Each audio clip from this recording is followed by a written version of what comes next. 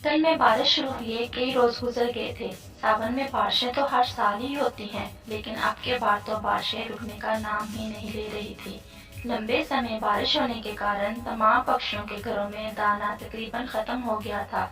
ऐसे में नन्ही चिड़िया को कोई फिक्र ना थी, क्योंकि उसने बहुत सारे चने के दाने अपने घर में जमा किए हुए थे और वो अपने घर में बहुत महफूज और मुतमईन थी। बच्चों, तुम मुझसे रोज पूछते थे, मम्मा तुम ये दाने क्यों इकट्ठे कर रही हो। अब देखा तुमने, कई दिनों से बारिशें रुकने का नाम ही नहीं ले रही। लेकिन हमारे घर में कम से कम इतने दाने हैं कि हम ये बारिश के दिन आसानी से गुजार सके। जिंदगी गुजारने के लिए हमें बहुत मेहनत करना होती है। अच्छे दिनों में बुरे दिनों का ख्याल रखना होता है।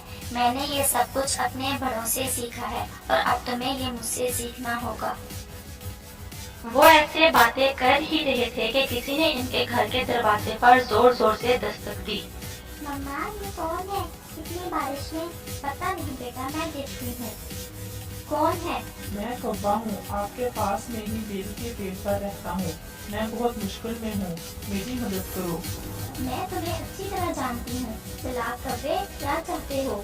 मैं बहुत मजबूर होकर आपके घर आया हूँ। मेरे बच्चे और बीवी भूखे हैं। ऐसे में अगर आप कुछ दाने मुझे दे दें तो आपकी बहुत भलाई होगी, मुझ पर और मेरे खानदान पर। मम्मा, वो बहुत मजबूर है, आप इसकी मदद करो। हमारे पास तो खाना है, हमें इसकी मदद करना चाहिए। मैं देखती हूँ। अंदर आ जाओ, मुझे तुम्हारा सब पता है। कोई मेहनत करते नहीं हो अच्छे दिनों में, और जब बारिश का समय आता है तो तुम हर साल ऐसे ही मांगकर गुजारा करते हो। अभी मुझे तुम्हारे बच्चों का ख्याल ना होता तो कभी तुम्हारी मदद ना करती। ये मैं बहुत शर्मिंदा हूँ। ये लो, कुछ चने के दाने ले जाओ, इससे तुम्हारे बच्चों का पेट भर जाएगा। धन्यवाद, मुझ पर ये एहसान है आपका। और कौवा कुछ दाने लेकर पास में ही अपने घर चला जाता है। बहुत मगरूर है चिड़िया, कुछ दाने क्या देख के मुझे सबक ही सिखाने लग गई। क्या कह रही थी दीदी कि तुम काम नहीं करते, अच्छे दिनों में बुरे दिनों का ख्याल नहीं रखते।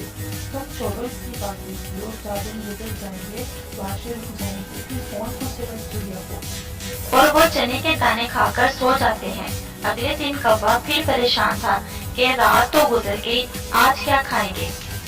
सारा दिन ऐसे ही गुजर गया और बारिश लगातार हो रही थी। और फिर शाम हो गई और कौवे के बच्चे फिर से खाने को कुछ मांगने लगे। आप फिर से जाइए चिड़िया के पास, शायद वो फिर से हमारी मदद कर दे और कुछ और दाने दे दे। नहीं, वो फिर भी खुल जाते इसके भाषण। तो फिर क्या करना होगा? इसके घर में चने के काफी सारे दाने हैं। रात को जब वो सो जाएंगे तो मैं चोरी कर लाऊंगा।